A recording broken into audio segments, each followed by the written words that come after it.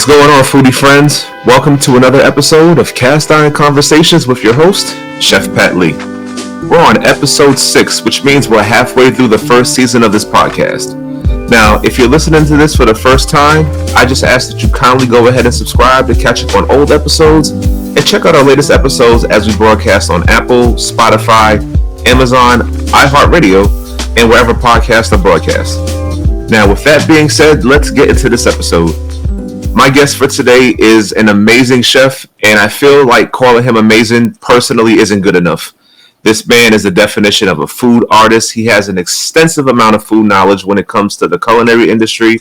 He's won awards, he's worked in several kitchens, ran his own food truck, traveled across the globe. Whatever you think he's done, he's actually done it, believe me. It's my esteemed honor to bring to the Cast Iron Conversations family a good friend of mine, Chef Kirk. Chef, welcome to the podcast, and how are we doing today?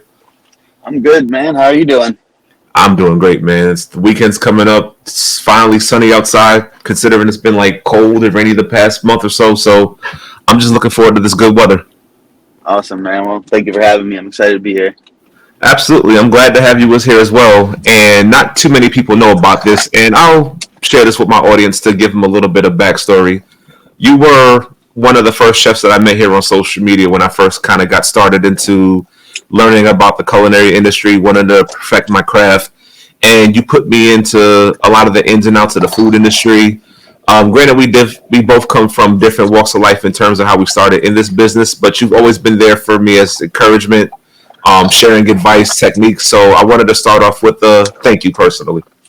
Yeah, no doubt, man. It's just, I want to help people that, are interested in this. And I think that cooking is definitely something that everyone should have, not just as a profession, but like just as a life skill. We're adults, and adults need to know how to do things. And I think cooking is one of those more important things that is certainly starting to fall to the wayside as we get more into this newer age of fast casual food and ease of access with delivery apps and things like that. You can pretty much get anything you want at your fingertips. Yeah, absolutely. I agree with you on that one, and we'll definitely get to talking about that. But before we do, I want to make sure that my audience just knows a little bit more about you. So if you don't mind, could you just introduce yourself and just give us a little bit about your background? Yeah. So my name is John Kirk. I come from New York originally. In 2008, I left New York to go to Johnson & Wales in Providence, Rhode Island. Did a culinary program there. It was a little pricey and not really giving me back what I was hoping to get compared to what I had been learning in restaurants, working in them all through high school. So I dropped out, and I just been bouncing around the industry between the front of the house and the back of the house for the last, better part of 15 years here in Providence and 20 years overall in the restaurant industry. And, all of that culminated to me opening my own place in the middle of the COVID-19 pandemic in the form of a food truck and catering company. And that was awesome for a while. We recently closed it. And we can touch more on that a little bit later if you want. But, now I'm working with a restaurant in Rhode Island. I'm not ready to let people know publicly where I'm at yet because I just started and still kind of getting a feel for it. But it's definitely a right move in the right direction for where I want to take my career. So I'm definitely excited for that coming forward. And it's a great testament to just how quickly you're able to just bounce back, especially after you said opening up a food truck during a pandemic. And I definitely do remember all of the stories behind, why you opened up the food truck and just wanting to create that kind of space in Providence, which for me personally, I'm not really too familiar with the Rhode Island food scene. Can you just tell us a little bit of what that's like, and how did you think that opening up a taco truck could revolutionize the food scene there? So, I mean, I never really, that's kind of a loaded question because I never really wanted to change the food scene. It kind of all just happened by accident. Before COVID, I was actually a fine dining server at a steakhouse here in the city at Mills Tavern. I've been there for about 20 plus years over on the east side of Providence. It's a very, very upscale and very high volume spot pre-COVID. And then, as we all know, when the pandemic hit, a lot of people lost their work and lost out on a lot of things. And I think I was on unemployment for about 9 months. And when that eventually ran dry for me and I couldn't afford to, continue paying the bills that I had with the stimulus money, the opportunity to start like cooking for friends came up. A lot of people were buying edibles off of me, and I was making some kind of like higher end edibles in the form of some French pastries and savory dishes like pizzas that were infused. And eventually someone was just like, hey, like birria tacos are going wild on TikTok right now. And like, I've worked in a few Mexican restaurants, and that's kind of the majority of my background in cooking is like Mexican and Latin cuisine. So we just floated the idea of just cooking birria tacos out of the apartment, and it kind of blew up overnight. A friend of ours who was a local foodie blogger here, Buns and Bites, her name is Laura Afonso. She's like absolutely key to like how many restaurants survive here in Rhode Island, and her ability to market restaurants the way that she does is like bar none. Like, she's one of the best influencers I've ever worked with. But she posted us, and I woke up to almost 5,000 followers overnight and dozens of cars outside of my apartment trying to find a restaurant that didn't exist. And to make a long story short, the landlord found out, we got evicted, we struggled to find a place to do this professionally because we saw that there was a market for us to do it.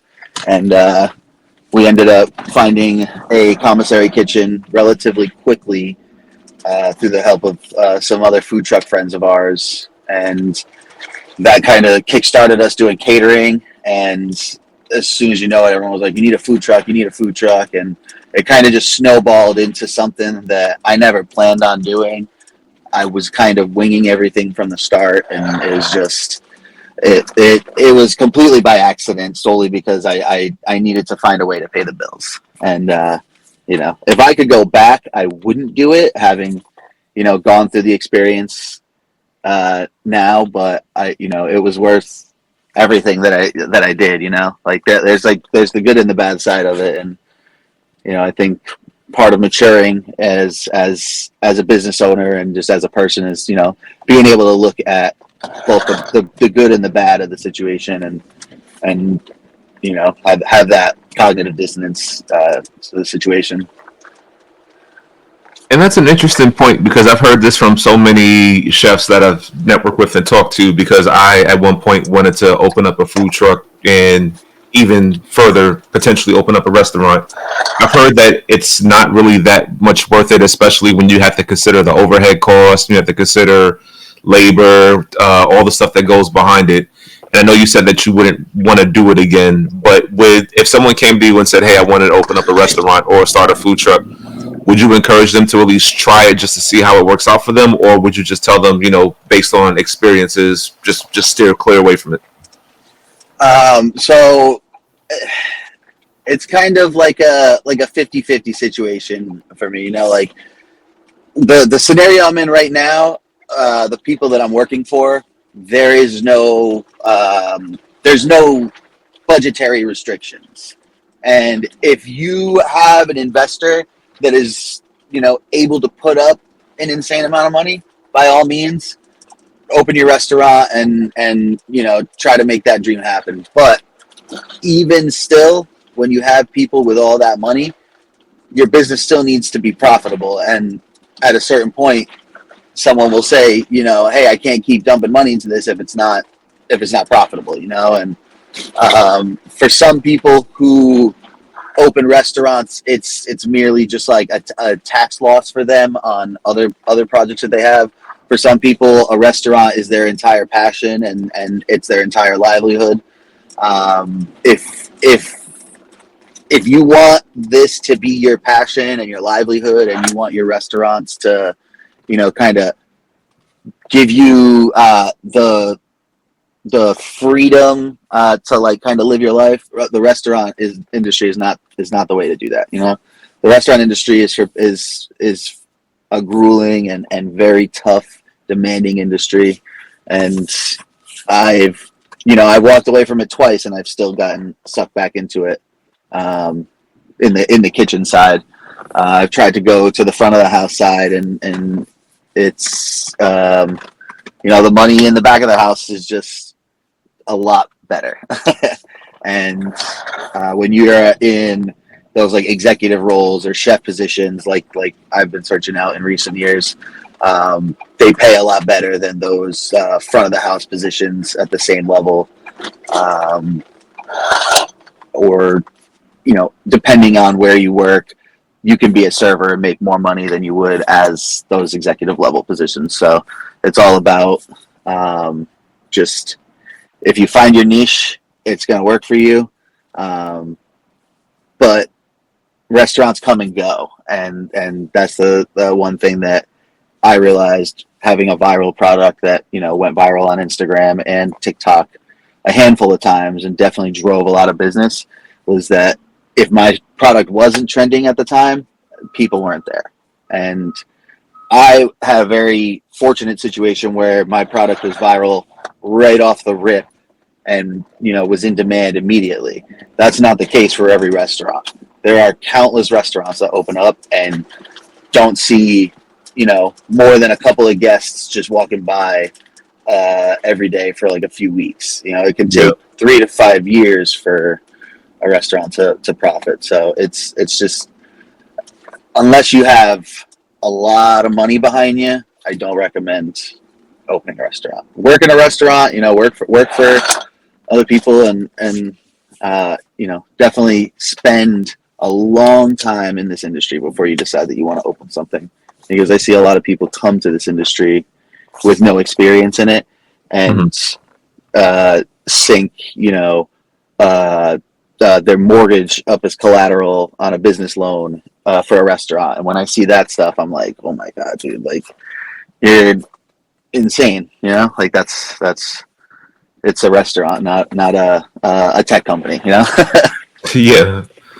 No, I definitely understand that, and I think that's really sound advice, because even for somebody like me, I initially wanted to open up a food truck back in 2022, and I come from a business side because I originally worked as a bank manager and worked in business before I started diving into the culinary world. But there's just so much that goes on behind the scenes, not just for making a profit, but satisfying your investors, making sure that you have your staff paid, making sure that you have insurance on the business. And a lot of these businesses don't really turn a profit their very first year. So it can be make or break for a lot of people trying to get in this industry to even see any type of success. Bro, the amount of times I had to sit there on Thursday night panicking, hoping that my labor payments were going to come out for my payroll, and my vendor payments that came out on Tuesdays. It was a lot of panicking and worrying and just basically hovering around zero most of the year in your bank account. And it's tough, and while trying to pay yourself and also have a personal life and do things outside of what you do at work, it's tough. And there's not a lot of work-life balance when you're a small business owner, especially in the food business. Yeah, definitely. That's very, very true. Well, let's transition to something a little bit more on the positive end, and let's talk about you as a creative, as a chef, and as what I like to call a food artist. Now, one of the things I actually love about your page and love about your cooking is that you focus a lot on the artistic side of food, and also kind of paying respect to the ingredients that are used in food. I'm just curious for myself and my audience, what makes you passionate about cooking? Cooking just kind of came about from I was never a great student. I never wanted to be in school, and when I was about 13, I got a job at the pizzeria as a dishwasher that was a stone's throw from my childhood home. And I would often leave school early because my boss would always pay me to come in and wash dishes and do prep. And I just kind of got to the point where I was like, damn, I'm kind of good at this and I enjoy this. And I started cooking at home. And I come from a family that believes they have some very bad beliefs, and one of them was, like, oh, men shouldn't be in the kitchen. That's a thing that women do. So like, I didn't really have a lot of positive reinforcement regarding my cooking career. But when I was a sophomore in high school, my guidance counselor basically said, if you don't go and do a vocational program to catch up on the classes that you've failed from skipping, you're gonna have to do a year or two more of high school. So I ended up doing the culinary program because I was already cooking. It was kind of a no-brainer. And then from that, it fast-tracked my entrance into Johnson and Wales, and that was how I ended up here in Providence. But I mean, it's one of those things where I just kind of fell into it and then fell in love with it. And it's always been easy for me to find work in restaurants. I've tried to go into other industries, and it's just comfort, I guess, in the restaurant industry, knowing that I can step in just about anywhere and succeed at the position.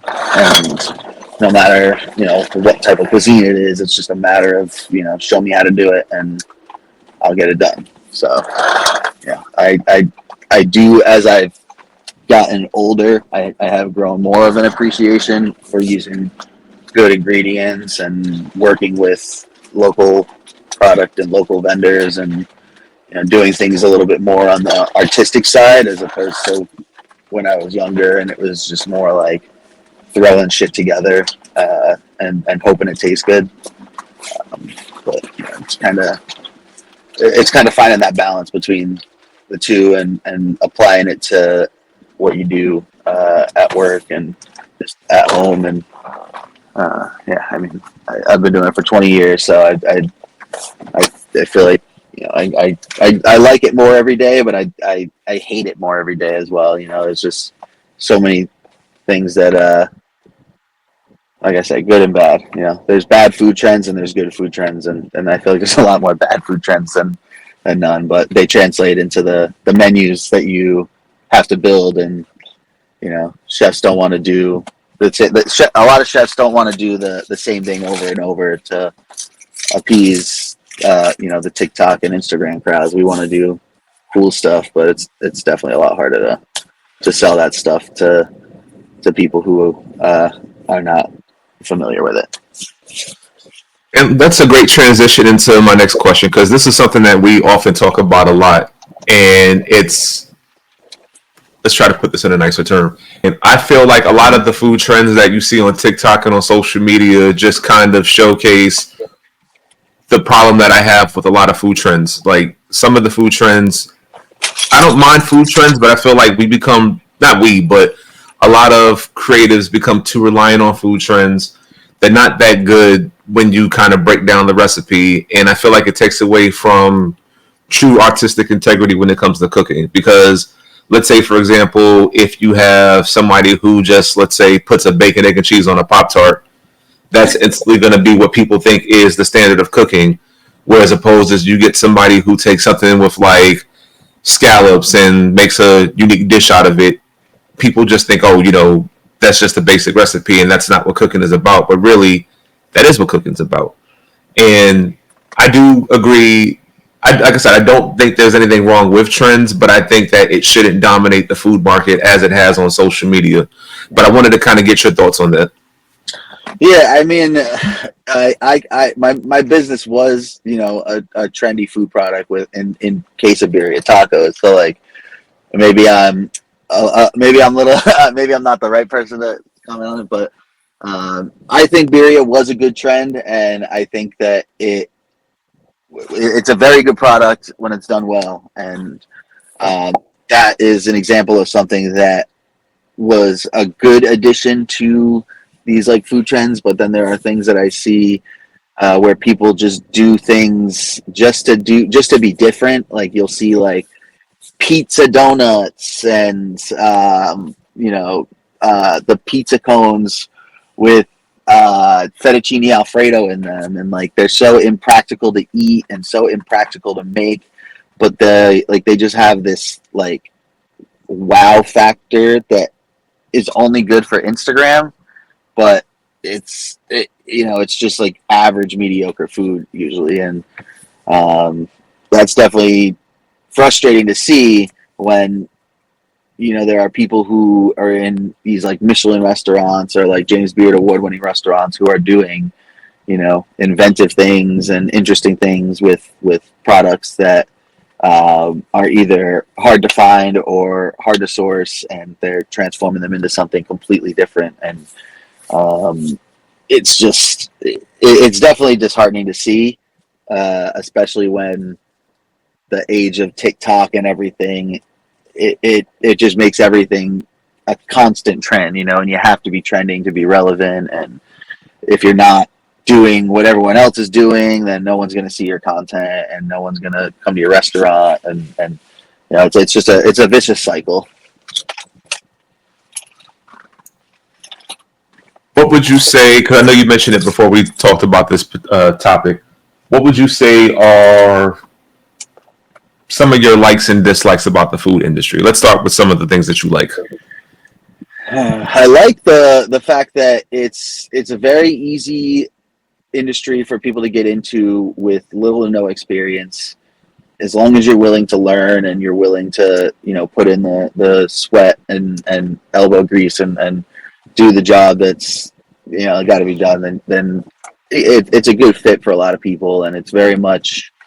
I wouldn't say so much these days as it used to be, but it used to be that like it was a lot of misfits and outcasts and people that just didn't fit in like regular office job 9-to-5 type jobs. And I feel like nowadays, with shows like The Bear kind of glorifying the industry, it's getting a little bit better, and people are kind of looking at this industry as a serious industry and less of like like maybe I'll just grab a bartending job on the side. And a lot of people now are starting to take it as like a bartender can be a serious career, and you can make a lot of money and you can do a lot of cool things as a chef or as a bartender or as a sommelier. And we're kind of becoming rock stars in a sense, especially with like the way that like food content creators are kind of doing these like big brand deals. Like I saw a content creator that I follow who like did something with Brisk, and like I feel like that's a really big brand to be doing, a content collab with, and it's just I don't see a lot of musicians doing the same thing, and I don't see a lot of you don't see a lot of people glorifying carpenters and electricians and trade jobs, but all of a sudden people are glorifying being a chef, and it's a little I don't know how to say, like not weird, but like it's a little different compared to what I grew up with in the industry. Because when I first got in this industry, it was like, oh, you're a cook, like, oh, you're a bartender, like it was kind of like looked down on, and now it's kind of shifted more towards the positive light, which I think is definitely a good thing. Yeah, I would wholeheartedly agree with you on the positive aspects of being a chef. And like you said earlier, because this was something that I had to hear myself, especially when I first started to dive into the culinary industry, is that a lot of people have this misconception that cooking is only for women. And it's like, cooking to me doesn't have a gender, it doesn't have a race, it doesn't have anything but if you have a respect for what you're doing, if you have a love for cooking, that's all that really matters. Now, granted, there are levels to cooking. Like me, I think I'm a great cook, but I would never compare myself to a Michelin level chef who has precision in mind, who has sourcing of ingredients in mind. But I think I'm a great cook. And I feel like at the base level, if you have those key factors, that's what's going to set you apart from anybody else who's trying to get into this industry. Of course. I 100% agree with that. So you mentioned earlier that you went to Johnson & Wales, and I want to get your honest thoughts on what the experience is for a lot of chefs who go to culinary school. I've heard some good things. I've heard some bad things. One thing I've heard that's kind of universal is that you don't necessarily need culinary school to get into the industry, as most people, like myself, initially thought. So, what's your take on that? Don't go to culinary school. It's a ton of money just to learn the things that you're just going to learn if you just go in to any restaurant and just find a restaurant that has a mostly from scratch kitchen. Mm-hmm. It's pretty impractical to have a fully 100% scratch kitchen unless you're a giant project with big money behind you. It's just not feasible to pay the amount of labor that comes with all of that. But that being said, there's no shame in buying products that make the job easier for you, whether it's pre-diced or whether it's a stock base or things like that. You don't have to make everything from scratch as long as you're doing the things that matter. And I'm sorry. One more. What was it? I just lost my train of thought. No, you're good. I was just asking, what are your thoughts on going to culinary school? Culinary school. Yep. Yeah. Sorry, I smoked a little before we did this. You're perfectly fine. You're perfectly fine. I'm about to have this interview, so don't worry about it. Yeah. So I mean, you can learn on the job much more than you would at culinary school. With Johnson and Wales, so I had the choice to go to Johnson and Wales or the Culinary Institute of America. I did not want to keep living at my dad's house and go to school 10 minutes away from home. So I took the first ticket out of there that I could, and I went to Johnson and Wales. As soon as I got accepted, I immediately was like, all right, I'm going there. Had never been to Providence, had never been to the school. I was just like, you know what? I'd rather go here because it's far away from New York, or at least as far away as I can get right now. And I did a year and a half before I dropped out, and it doesn't make sense for culinary programs to be a 9-day class. You do skills of meat cutting for 9 days. You do classical French for 9 days. You do Asian cuisines for 9 days. There's so much about all of these topics that you can't possibly learn it in 9 days.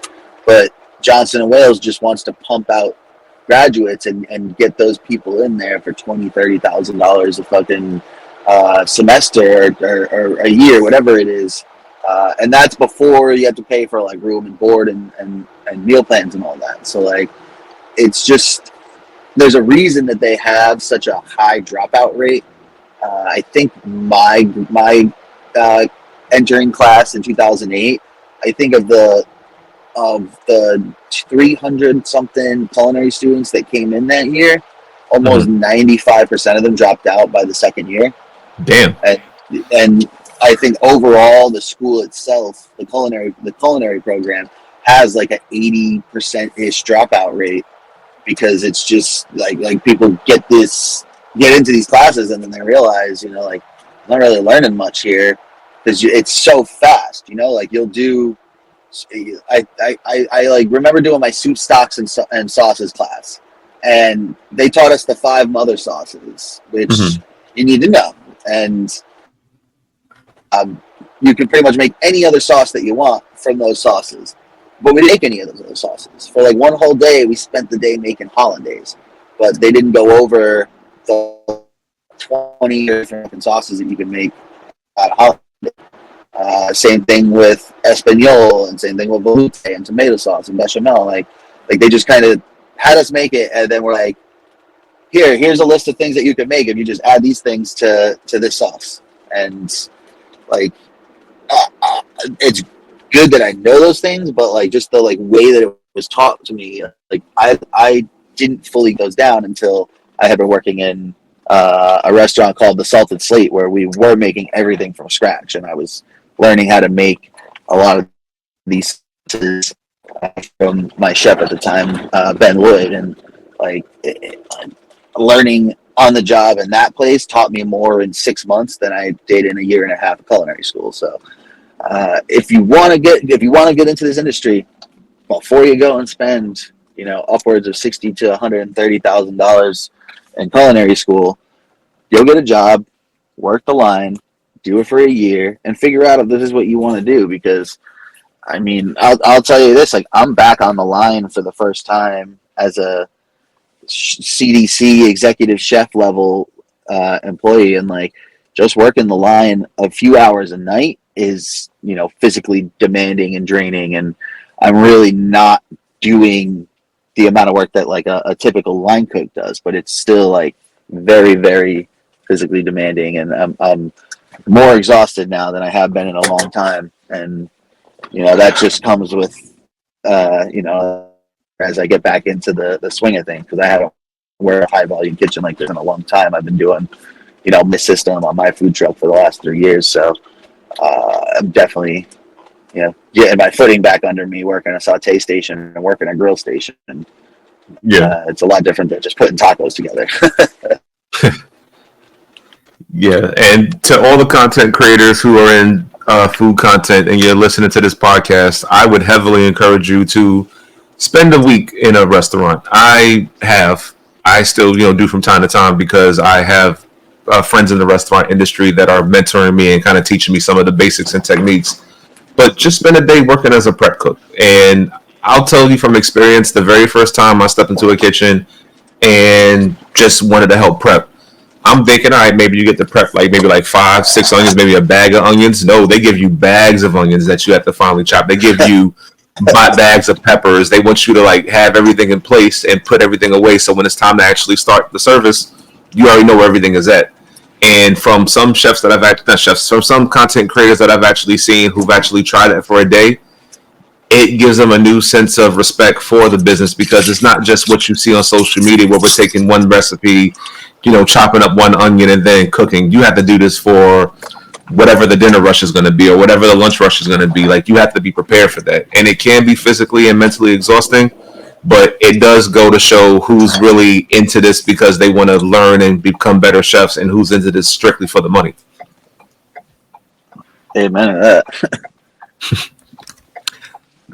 Yeah, So, I could just tell you right now, like the amount of people who I see who are content creators who think that they can, you know, hack it in a restaurant. Like, it's just the amount of multitasking that you have to do. Like, just last night alone, on a slow night, I have, you know, anywhere from 10 to 20 steaks and chops and pieces of fish on my grill, and I have to remember every single one, which one is medium, which one is medium rare, which one is well, which one is, you know, getting split for this old couple, which one is going with the scallops that are coming from saute, and I need fries from this station, and you know, it's a lot of shit going on all at once, and you gotta pretty much find a way to balance this organized chaos. and if you don't mind me asking, how do you balance it? Because even just thinking about that, like I would imagine myself, you know, I think it would make sense that you would have to cook multiple steaks on the same grill, but I would never think to myself, okay, how do I know if this steak is medium or this steak is medium rare, or how do I know to, you know, this steak is for this particular couple or that's for the other person? Like, how, what do you, can you tell us like what your system is if you don't mind? Yeah, so this is the way that I do grill. Everyone else that I meet, like they have their own methods. Whether you're just searing the steaks, throwing them in the oven, whatever. My method is I always have three sheet trays on my station on the table next to my grill. My grill is about 3 feet wide. I can fit about 20-ish steaks, depending on the size and what cut, and if I have any seafood or large format dishes that we have to do, like a tomahawk or something. So I have 3 trays, and the left side of each tray and the right side of each tray is kind of how I'll have rare, medium rare, and then the next tray down on the left is medium well, and then my well dones. And when I developed this method, I was working at a place that was like a primarily Latino customer base, so every fucking steak was well done. It was one of the easier jobs that I had because all I had to do was just cook the living shit out of everything. But now I'm at a place where there's a lot more fluctuation in the temperatures that get ordered. So I have everything kind of organized. I mark everything off for 1 minute on the highest heat. I do both sides. I rest it, and then after it rests for 5 minutes, I do that 2 to 7 more times, depending on what temperature I need to cook it at. That way it cooks more evenly. And when you're doing things like a fillet that has like a very weird shape, it doesn't cook the same way as like a chop or a ribeye or a strip. It allows you to kind of slowly bring the meat to temp instead of getting that like gray ring around it with the pink inside, where you would just kind of traditionally, a lot of people just turn their steak one time. I am a firm believer of like constantly turn it, because I want the heat to kind of render all the way around, render all the fat inside, and then give you a perfect coast to coast pink if you're medium rare, a light pink if it's medium well, well done. But even when I do it this way and I do a steak well done, I can still maintain a nice like juicy aspect to the steak, and it's not completely dry and tough. And again, this is just the method that I've come up with. It's kind of based off of a handful of people that I've worked with and seen how they work, and kind of taken different methods that they use and combine them with, what works for me. So that's kind of how I do it. Usually on a really busy night, there's 2 people, so I can focus on just cooking the steaks, and the other person is just plating. And that's usually, in most high volume restaurants, that's usually how each station is. There's one person that's cooking, one person that's plating. So that way the person that's cooking can focus on just putting the food out as fast as possible, and the person that's plating can focus on making that plate look as visually appealing as possible. Whereas like if you go into a restaurant like a Monday or a Tuesday or a Wednesday, it's usually one person working each station, and they're having to work a little bit harder because they're having to do the jobs of both. Even though it's a little bit slower with the guest count and there's less work to be done, they're still having to do a little bit more. So that's the best way is the best way to set up your station is just do what's best for you. Or obviously, if you're in a kitchen and the chef has a specific way he wants you to do, chef is chef is the law in the kitchen, but just make sure you're set up for success. Have all your prep, your mise en place, have everything ready. I always have all of my backup meats in containers with lids stacked in my fridge underneath. So when I run out of something, I toss the empty into dish. I grab my backups from below, pop them into my station, and I don't ever have to walk off my line unless it's like an emergency and I have to run to the walk-in to get something, usually towards the end of the night.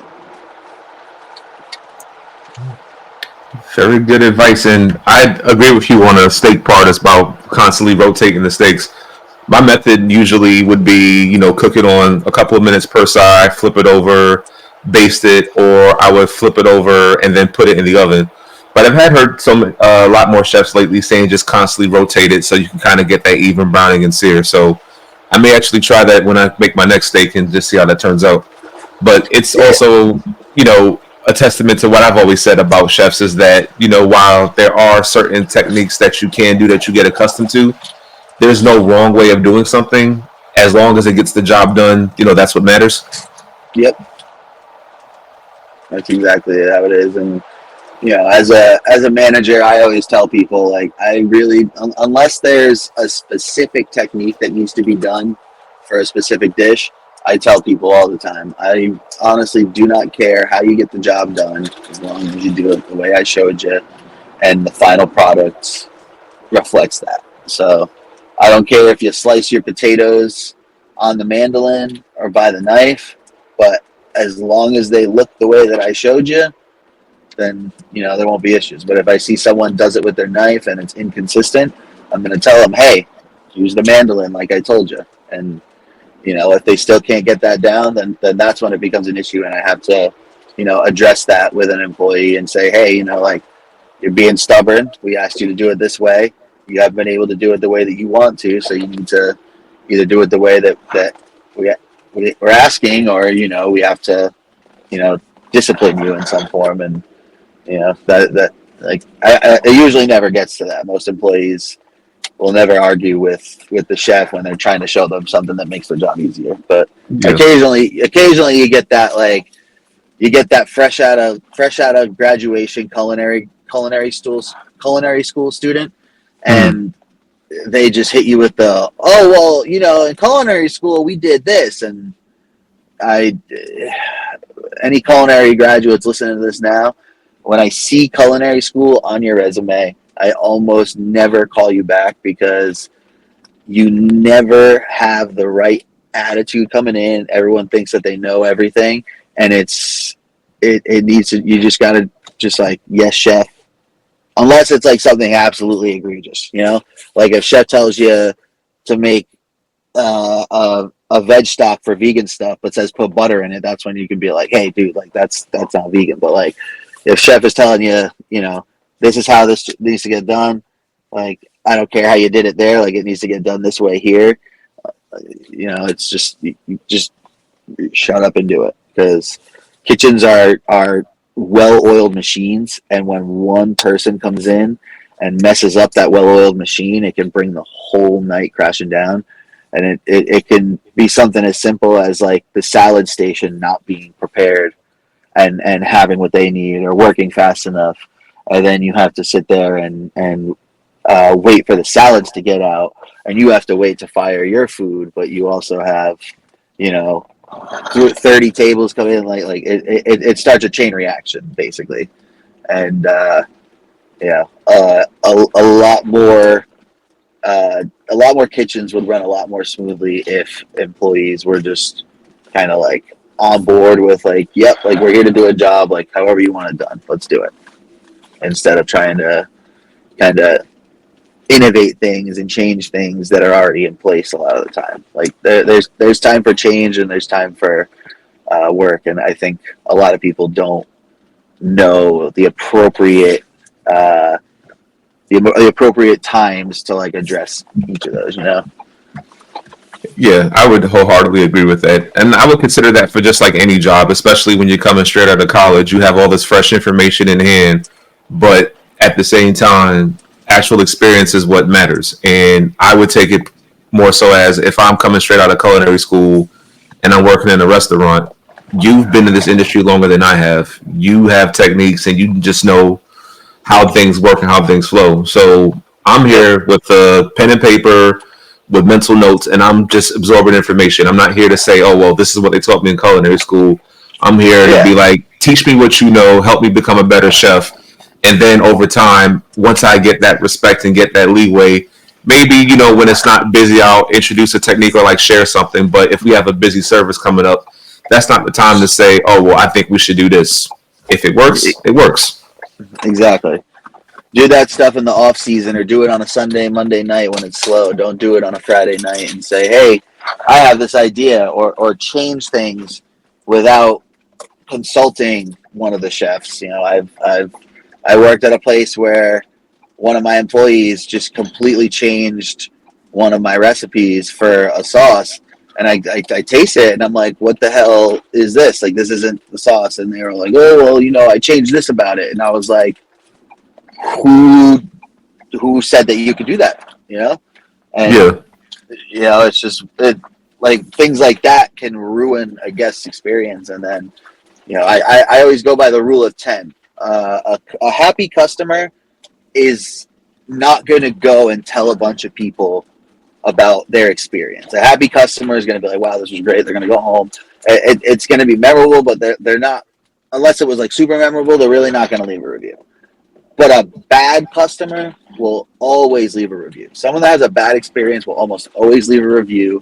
And then that person is going to tell 10 more people, or they're going to tell 20 more people, like everyone that they come across who even mentions that place. We're like, well, fuck that place. I had a bad experience there. And those people might be like, well, hey, like I take her opinion like very highly. Like I'm gonna not go to this place, and that is like a slippery slope to end up down, and it can happen from just one simple mistake on an employee's part, or it can happen from even just the chef not quality testing everything. Like every day when I walk into work, I taste every single item on my employee stations, because I need to know not only that I know what it tastes like, and I'm keeping that fresh in my mind, because I'm not eating these dishes every single day. I don't have time to sit down and eat one of these dishes, but I need to make sure that everything that we're putting in tastes good, isn't spoiled, and that we're maintaining that quality. And I feel like a lot of chefs don't do that anymore, and it might be something that we need to kind of look at across the industry and be like, hey, like we need to check these things not just from a quality control standpoint, but from a food safety standpoint, because there are a lot of times that I work with a guy on my station right now who pulled out our fish, put it in the pan, whatever, wrapped it up. I go to open it not even an hour later, and it reeks. And I'm like, hey, like, did you smell this? And he's like, yeah, it just smells like fish. And I'm just like, well, it's not supposed to smell. Like fish isn't supposed to smell fishy.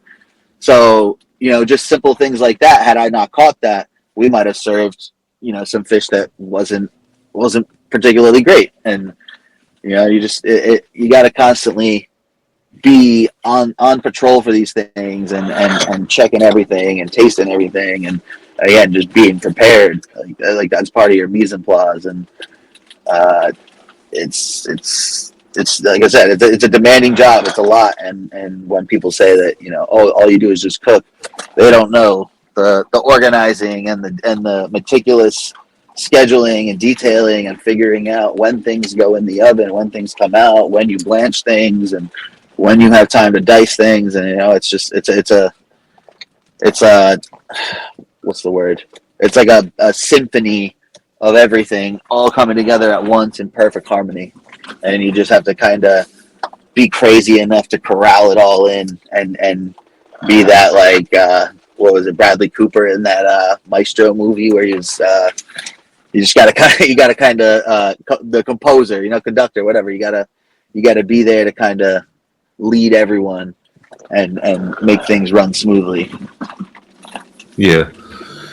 And I hope for anybody who's listening to this episode that you're taking notes on this, because more often than not, we don't really get a lot of experienced chefs who tell the ins and outs of the industry as Chef Kirk has.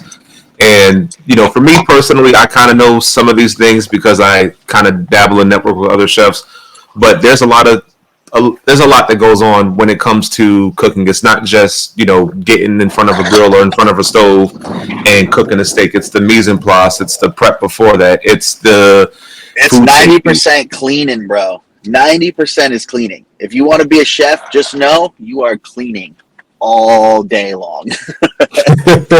All fucking day long, dude. I'm so sick of cleaning. When I get home, I'll be the first to admit my apartment is if I didn't have my fiance there cleaning up after me 90% of the time, my apartment will be a shithole because I just clean all day and I get home and I'm like, dude, I can't clean anymore. Yeah. I get it. It's just part of the gig. But just like anything in food service, anything, it's all cleaning. Bartending is a lot of cleaning. Brewery cleaning, wineries cleaning. Like it's a lot of cleaning. There's a lot of serving guests and making stuff, but a lot of cleaning. And he's telling you this bluntly, like, of course there's great things about working in the food industry, but we're not going to tell you, just the good parts of it. We have to tell you the likes, the dislikes, the good and the bad, because we want you to come into this industry just being fully aware that, there are going to be good days, there are going to be bad days, there are going to be crazy days, but it's a testament to, any job that you get involved in. It's a testament to show if you're made for this and if you're not. And if you're not, it's no knocking you. It's cool, but this isn't something that's for everybody. It takes a great deal of physical toll on you. It takes a great deal of mental toll. And then even for some of us, like myself, at the end of the day, you still have to cook for your families and you have to still cook for yourself. So it's a never-ending process. You're always going to be cooking. You're always going to be cleaning. Yeah, I really don't even be cooking much at home, man. I cook all day and I get home and I, for dinner the other day, I had a Trader Joe's naan bread with some, just chicken that was cooked off earlier in the week. We don't eat good at home as chefs. Yeah, at least not all the time. Yeah, there have been plenty of moments where I've cooked all day and then I get home and I just want to make myself a sandwich and a bag of chips and just go to sleep. Yeah, bro. I eat a lot of ham and cheese sandwiches at home at night. Well, Chef, I just want to say it's been a pleasure having you on this show. As always, I welcome and love your conversations. You're always welcome to come back to the pod. You've been a day one since as far as I can remember. And not only do I appreciate your friendship, I appreciate your knowledge and just your unique and like honest takes of the restaurant industry. I definitely want to say, I'm looking to actually have a show probably in a few weeks or so where I invite some of my past guests together because I want to do a panel and I just want to get everybody's different opinions on their food experiences and kind of share that with my audience. So if you would join us, I'd be more than happy to have you on. Oh yeah, man, I'm totally down. Any last words for the audience? Any upcoming projects that you want to talk about or anything that you have going on? No, I mean, like I said, I just started a new position in Rhode Island, and I'm working on, just kind of getting acclimated in there. I think towards the end of the summer, I'll kind of let everyone know what's up because we've got some cool stuff in the works, and the people that I'm working for, they have a good amount of money behind them, and I kind of lucked out finding this job, so I'm super excited for what it holds, but. They're planning on opening two new restaurants here in Rhode Island that are going to be very, very modern and state-of-the-art facilities. So I'm excited to be on board for that and do some really, really cool stuff in, I could say it'll be in South County, Rhode Island, down in like the beach towns. But we'll be open year-round at all of them, and I'm looking to I'm probably going to get back to my roots in pizza, and that's probably about as much as I can say. But yeah, I'm super excited for it, and I'll be sure to let you know as soon as things are ironed out and we have more details on everything. Well, we definitely look forward to it. Thank you all for joining me on the podcast. Please make sure that you subscribe. Make sure you follow Chef Kirk on social media for any updates and events that he has planned and going on. I'll put his links in the description below. And remember, at Chef Pat's table, as long as you'll have me share my passion with you, you'll always have a seat. Love you all. Thank you all for listening. And until the next time we feast, peace.